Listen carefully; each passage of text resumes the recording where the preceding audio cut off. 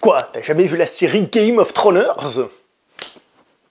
Cette réplique est un hommage à un de mes potes qui s'appelle Kevin, que j'ai pas vu depuis un petit moment et dont son légendaire anglais est resté dans le cœur de tous ceux qui l'ont connu. Alors si tu vois cette vidéo, salut poto!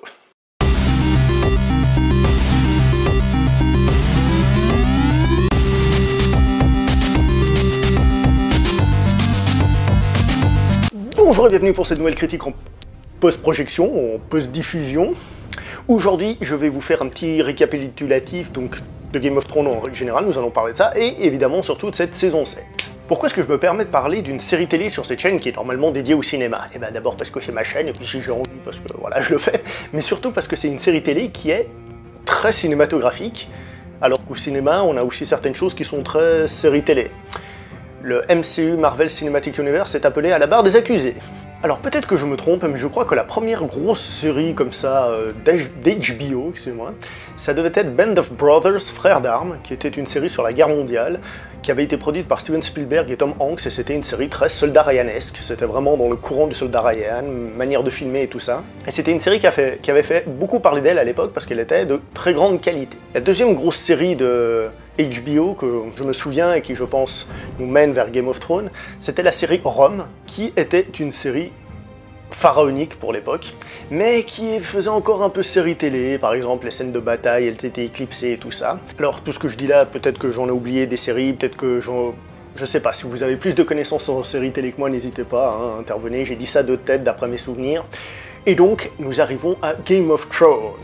Je me souviens encore de cette première saison de Game of Thrones que j'avais trouvée lente, mais lente, et il se passait rien, et on s'ennuyait, Je crois qu'il m'a fallu genre 2 ans pour la voir. Et j'ai continué parce que tout le monde me disait, faut que tu vois, faut que tu regardes, et puis bon, de temps en temps, un épisode par-ci par-là. J'ai quand même réussi à la voir. À la fin, elle prenait un petit peu d'intérêt, mais c'était difficile. Puis bling!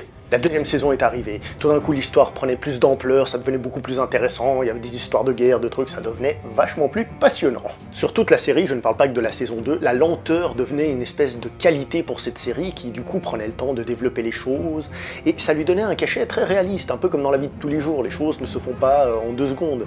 Et du coup la série prenait son temps, ce qui faisait que les moments forts étaient très forts, puisqu'on les attendait, et tout ça sonnait très historique. Aussi parce qu'il y avait de plus en plus de personnages et de situations, à chaque fois ils ouvraient des portes sans les refermer, et cela me fait penser à quand on prend un livre d'histoire, parce que généralement on prend un livre d'histoire, on commence à lire et on se rend compte que l'histoire c'est quand même quelque chose de vachement compliqué, où il y a plein de monde, de trucs et de machins.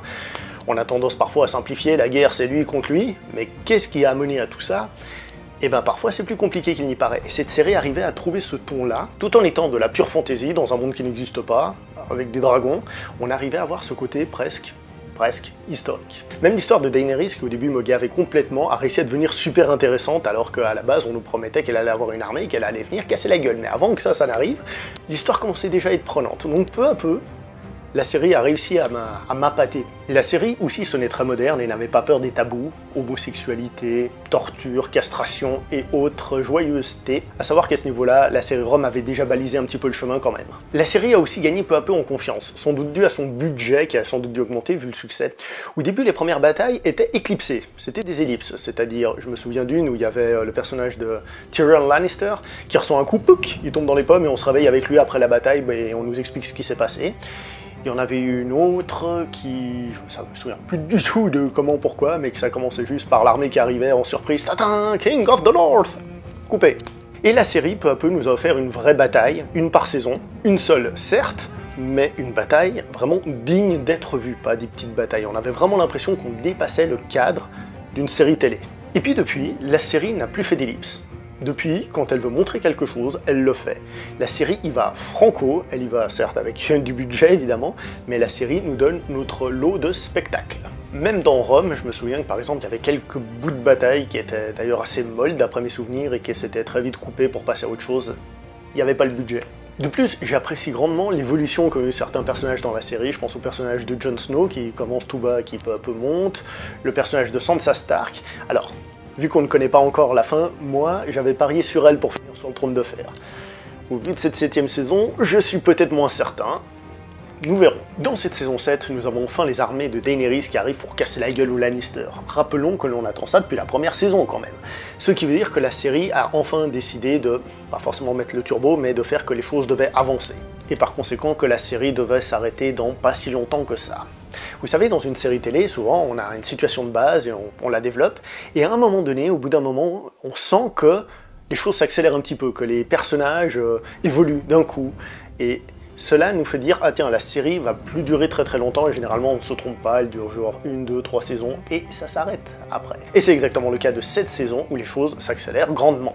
Alors pas forcément à l'image, les choses sont toujours posées, mais les choses s'accélèrent. Par exemple, les voyages, les déplacements des personnages, il y a des ellipses, ils passent d'un endroit à un autre assez rapidement, d'une scène à l'autre. Alors évidemment, on a bien compris que c'était une ellipse et qu'il y a peut-être, je sais pas moi, un mois qui s'est passé entre deux, mais la série est beaucoup plus rapide là-dessus. Dans un autre genre, on a l'histoire d'amour naissante entre Daenerys et Jon Snow, qui, je trouve, est assez rapide parce que ce sont les autres personnages qui disent « Ah oui, vous avez pas vu, ils sont amoureux en fait ». Alors certes, les personnages eux-mêmes ne se l'avouent pas à eux-mêmes, ça fait beaucoup d'eux-mêmes, ce qui peut expliquer cela, mais du coup j'ai trouvé que c'était « Ah, papa, en fait ils s'aiment, voilà ».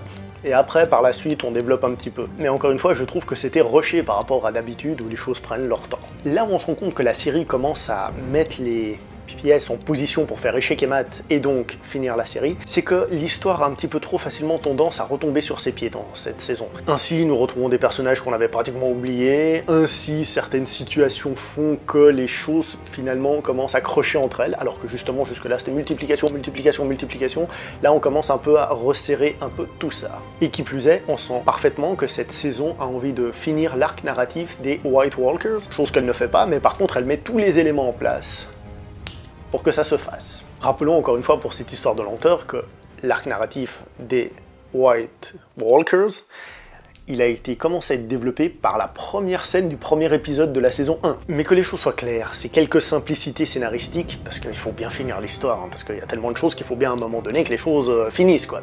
Et ben ça ne m'a pas du tout gêné dans la vision de cette saison, qui reste toujours tout à fait regardable, tout à fait prenante et tout à fait intéressante. De plus, il reste encore une dernière saison pour finaliser toutes ces histoires dans un feu d'artifice, on espère, grandiose.